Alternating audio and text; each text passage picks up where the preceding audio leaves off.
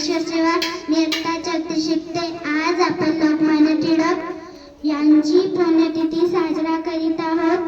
लोकमान्य टिळकांचा जन्म 23 जुलै 1856 रोजी रत्नागिरी जिल्ह्यातील चिखली या गावी झाला.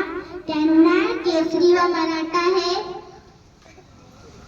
वृत्तपत्रे सुरू केले.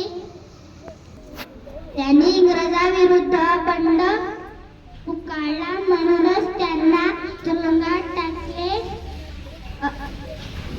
सर्व राजा हा माझा जन्मसिद्ध हक्क आहे आणि तो मी मिळवणार